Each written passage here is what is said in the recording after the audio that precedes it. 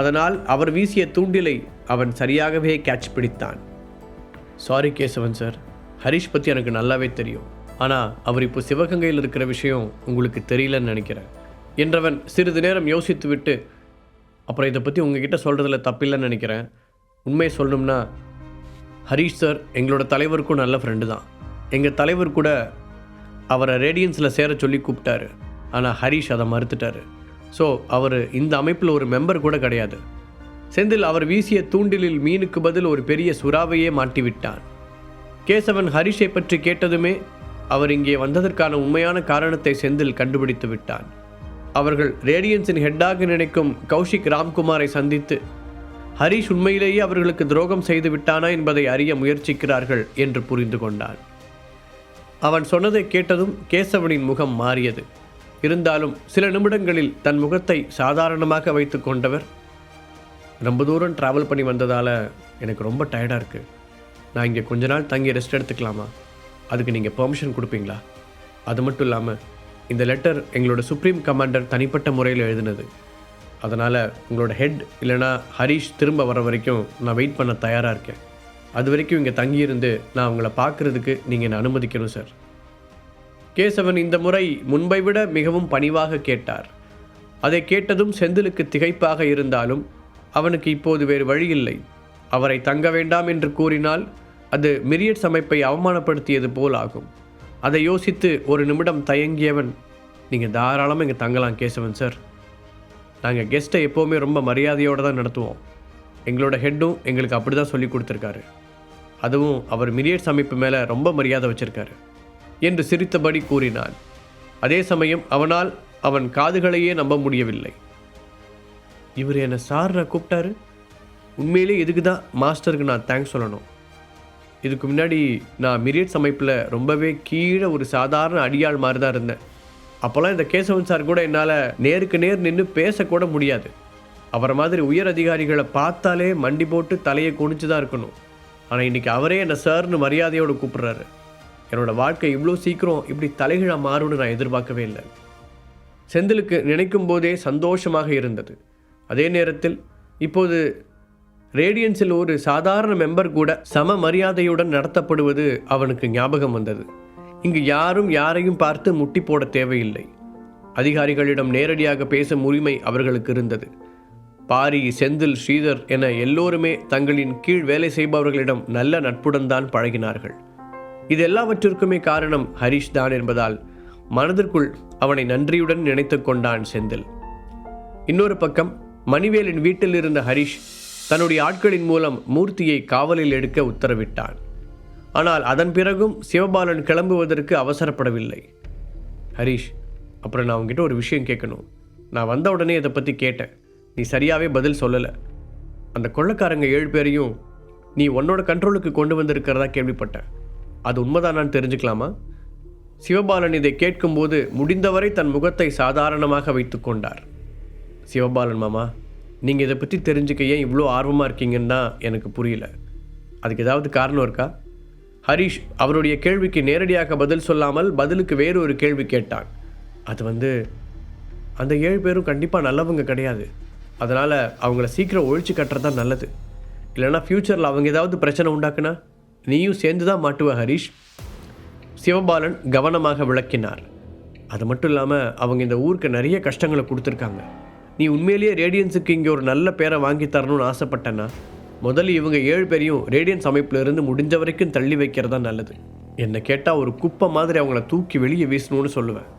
சிவபாலன் கடுமையான குரலில் சொல்லவும் அந்த இடத்தின் சூழ்நிலையே மாறியது. மணிவேல் குறுக்கே எதுவும் பேசாமல் சிவபாலனையே கவனித்து கொண்டிருந்தார். இந்த விஷயத்தில் நிறைய பிரச்சனைகள் இருப்பதை மணிவேல் உணர்ந்தார். ஆனால் அதில் சிவபாலனின் பங்கு எந்த அளவிற்கு இருக்கிறது என்பதை இன்னும் அவரால் சரியாக கணிக்க முடியவில்லை. மாமா, நீங்கள் இதை பற்றி ரொம்ப கவலைப்பட தேவையில்லை. ஹரிஷ் அவருக்கு சாதாரணமாக பதிலளித்தான்.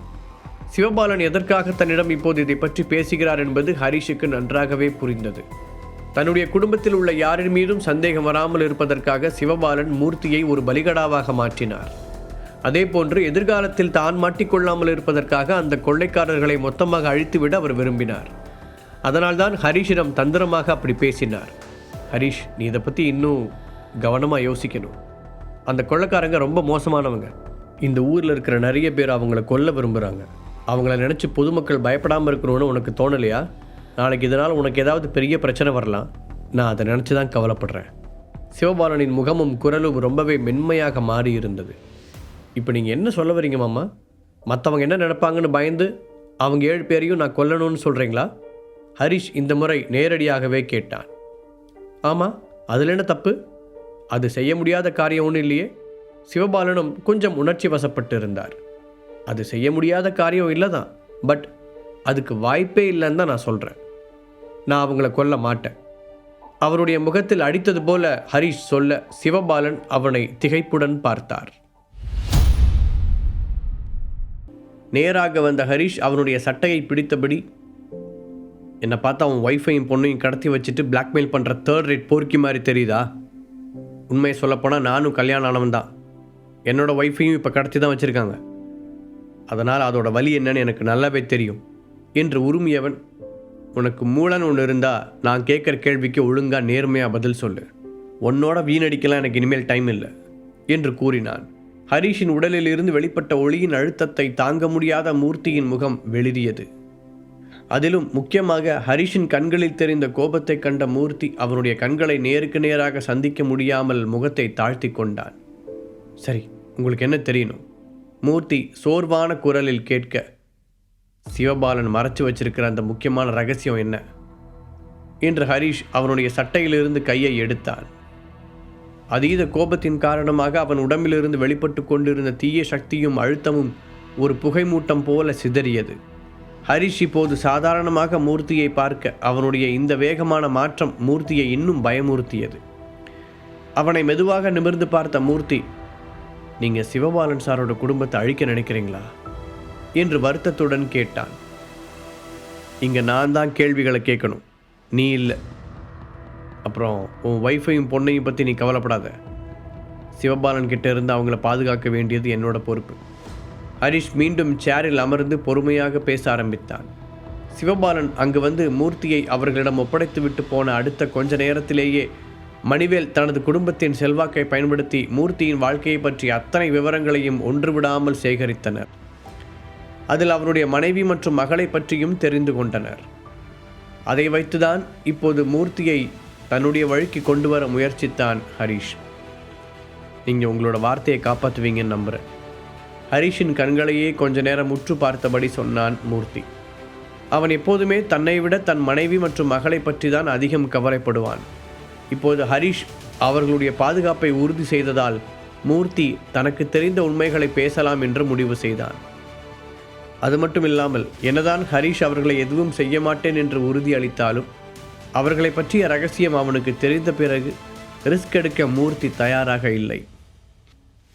சிவபாலன் சார் ஃபேமிலி ஒரு புது டெக்னாலஜி கம்பெனியை டவுனில் திறந்திருக்காங்க. ஆனால் அது சும்மா வெளியில் பேருக்கு தான். அவங்களோட மெயின் பிஸ்னஸ் பழங்கால கலைப்பொருட்களை விற்கிறது தான். அது மட்டும் இல்லாமல் அவங்களுக்கு சொந்தமாக ஒரு ரியல் எஸ்டேட் பில்டிங் மெட்டீரியல் கம்பெனியும் இருக்குது. ஆனால் அது ஒரு கிரே மார்க்கெட் பிஸ்னஸ்னு சொல்லலாம். மூர்த்தி சிவபாலனின் பிஸ்னஸை பற்றிய தகவல்களை கூற ஆரம்பிக்க, கிரே மார்க்கெட்னா என்ன என்றான் ஹரிஷ். ஒருவேளை சிவபாலன் சட்டத்திற்கு புறம்பாக ஏதாவது வியாபாரம் செய்தால் அதை வைத்து அவரை லாக் செய்யலாம் என்று நினைத்தான். அது என்று இழுத்த மூர்த்தி குரலை தனித்து கொண்டு ட்ரக்ஸ் என்று மட்டும் கூறினான். அதை கேட்டதும் ஹரிஷின் முகம் மாற மூர்த்தி தொடர்ந்தான். பல வருஷங்களாக சிவபாலன் சார் ஃபேமிலி நிறைய கம்பெனிஸை டேக் ஓவர் பண்ணியிருக்காங்க. அதே மாதிரி சொந்தமாகவும் கம்பெனிஸை உருவாக்கியிருக்காங்க. இது எல்லாத்துக்குமே நிறைய பணம் தேவைப்படுறது தான் அவர் அந்த மாதிரி குறுக்கு வழியில் போகிறதுக்கு காரணம். அவன் சொல்லி முடிக்கவும், என்ன என்று கேட்ட ஹரிஷ் ஒரு நிமிடம் திகைத்தான். பின்பு அவனுடைய முகத்தில் ஒரு வினோதமான புன்னகை தோன்றியது. இன்றைக்கி நைட்டு இவன் கூட பேசணும்னு முடிவெடுத்தது கூட ஒரு வகையில் நல்லது தான். அதனால தான் சிவபாலன் ஃபேமிலியோட இந்த டார்க் சீக்ரெட்ஸை தெரிஞ்சுக்க முடிஞ்சது என தனக்குள் நினைத்த ஹரிஷ், நீ என்கிட்ட உண்மையை மட்டும்தானே சொல்கிற என்று தெளிவாக கேட்டுக்கொண்டான். சொல்லப்போனால் சிவபாலன் பயந்து கவலைப்பட்ட விஷயம் இதுதான். இந்த விஷயங்கள் எல்லாம் வெளியில் வந்தால் சிவபாலனின் குடும்பம் ஒரே நிமிடத்தில் மொத்தமாக சரிந்துவிடும். நான் உங்களுக்கு உண்மைதான் சொன்னேன். ஆனால் இதை வச்சு நீங்கள் சிவபாலன் ஃபேமிலியை கவிழ்க்க நினச்சா அது ரொம்ப கஷ்டமான ஒன்றாக தான் இருக்கும். ஏன்னா சிவபாலன் ஒரு தந்திரமான வயசான குள்ள நரி. என சொன்னபடி ஹரிஷை நேராக பார்த்த மூர்த்தி இந்த மாதிரி விஷயங்களை செய்யும்போது அவர் நேரடியாக அதில் சம்மந்தப்பட மாட்டார். அதே மாதிரி ஒரே ஆளை வச்சு எல்லாத்தையும் செய்யவும் மாட்டார். தான் கிட்ட இருக்கிற ஆளுங்களை பிரித்து இந்த வேலைகளை ஷேர் பண்ணி தான் கொடுப்பாரு. அந்த மாதிரி அவர் யூஸ் பண்ணிக்கிற நிறைய ஆளுங்களில் நானும் ஒருத்தன் என்றான். அப்படின்னா நீ சம்மந்தப்பட்டு செஞ்ச ஏதாவது டீல் பற்றி உனக்கு டீட்டெயில்ஸ் தெரியுமா? அதை பற்றி உங்ககிட்ட ஒரு சின்ன எவிடன்ஸாவது இருக்கா? ஹரிஷ் வேகமாக அவனிடம் கேட்டான். எப்படியாவது அவனுக்கு சிவபாலன் செய்யும் மோசமான பிஸ்னஸ்கள் பற்றிய நூலின் நுனி கிடைத்துவிட்டால் போதும். அதை வைத்து மொத்த நெட்வொர்க்கையும் அவனால் ஆதாரங்களுடன் கண்டுபிடிக்க முடியும். அதனால்தான் மூர்த்தி சொன்ன அந்த விஷயத்தின் மீது ஹரிஷ் அவ்வளவு ஆர்வம் காட்டினான். அதற்கு மறுப்பாக தலையை ஆட்டிய மூர்த்தி, இந்த விஷயத்தை பற்றின எந்த டீட்டெயில்ஸும் எனக்கு கன்ஃபார்மாக தெரியாது. ஃபேமிலி சம்மந்தப்பட்ட விஷயங்கள், அவரோட பர்சனல் மேட்டர்ஸ் இதெல்லாம் கூட எனக்கு நல்லா தெரியும். ஆனால் இந்த மாதிரி பிஸ்னஸ் விஷயங்களில் இன்வால்வ் ஆகிறவங்க பெரும்பாலும் ஒருத்தருக்கு ஒருத்தர் நேரடியாக சந்திக்க மாட்டோம். பொருளை தயாரிக்கிறது ஒருத்தராக இருக்கும். அவங்க அது ரெடியானதுக்கப்புறம் ஒரு குறிப்பிட்ட இடத்துல வச்சுருவாங்க. அங்கிருந்து அந்த பொருட்களை ஷிஃப்ட் பண்ணுறது வேற ஒருத்தராக இருக்கும். அது கடைசியாக வாங்குறவங்க கிட்ட கொண்டு போய் சேர்க்கறது மூணாவது ஒரு ஆளாக இருக்கும். இதுக்காக வேலை செய்கிற கமாண்டர்ஸ் எல்லாருமே சிவபாலனால் நேரடியாக தேர்ந்தெடுக்கப்பட்டவங்க தான். அதே மாதிரி ஒரு தடவை யூஸ் பண்ண இடத்த இன்னொரு தடவை அதே வேலைக்கு பயன்படுத்தவே மாட்டார் என்று அவன் விளக்க ஹரிஷுக்கு சிவபாலனை நினைத்து ஆச்சரியமாக இருந்தது. இப்போதுதான் சிவபாலன் குடும்பத்தை வீழ்த்துவது அவ்வளவு சாதாரண காரியம் இல்லை என்று மூர்த்தி சொன்னதன் அர்த்தம் அவனுக்கு தெளிவாக விளங்கியது. அதே போன்று எப்படி கொஞ்சம் கூட பயமில்லாமல் மூர்த்தியை அவர்கள் கையில் ஒப்படைத்தார் என்பதும் புரிந்தது. சிவபாலன் தன்னுடைய குற்றங்களை மறைக்க பக்காவாக திட்டங்களை வகுத்திருந்தார் என்பதை உணர்ந்த ஹரிஷ் மனதளவில் கொஞ்சம் சோர்ந்து போனான். எப்படி பார்த்தாலும் மூர்த்தியின் மூலம் கிடைத்த தகவல்கள் எதுவுமே சிவபாலனை மாட்டி வைப்பதற்கு தேவையான ஆதாரங்களை கொடுக்கப் போவது இல்லை. ஹரிஷ் மனதில் உருவாக்கி வைத்திருந்த நம்பிக்கை பொய்த்து போனதில் சற்று ஏமாற்றமாக உணர்ந்தான். அப்போது மூர்த்தி திடீரென, நான் அந்த விஷயத்தில் இன்வால்வ் ஆனப்போ சில இடங்களில் சின்னதாக கேமராவை செட் பண்ணி வச்சேன். அதனால் இதில் இருக்கிற கடைசி ஆள் யாருன்னு தெரியலனாலும் இந்த தொடர் சங்கிலியில் எனக்கு அடுத்ததாக இருக்கிறவங்க யாருன்னு பார்க்க முடியும் என்றான்.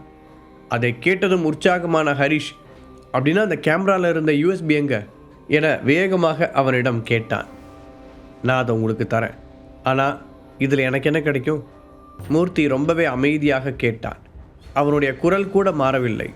மூர்த்தியின் கேள்விக்கு உடனே பதில் சொல்லாமல் அவனை அமைதியாக பார்த்த ஹரிஷ், தான் நினைத்தது போல மூர்த்தி சிவபாலன் குடும்பத்திற்கு அவ்வளவு விசுவாசமாக எல்லாம் இல்லை என்பதை சடனாக உணர்ந்து கொண்டான். அவன் இந்த குழப்பத்திலிருந்து வெளியே வர ஒரு பாதுகாப்பான வழியை தேடிக்கொண்டிருந்தான் என்பது புரிந்தது. இப்போ நீ என்ன மாதிரி சிச்சுவேஷனில் இருக்கேன்னு உனக்கு ஞாபகம் இருக்கா? உண்மையில நீ என்கிட்ட பேச்சுவார்த்தை நடத்துகிற நிலைமையிலலாம் இல்லை. முழு கதையையும் கேட்டு மகிழ பாக்கெட் FM APP டவுன்லோட் செய்யுங்கள். லிங்க் டிஸ்கிரிப்ஷனில் கொடுக்கப்பட்டுள்ளது.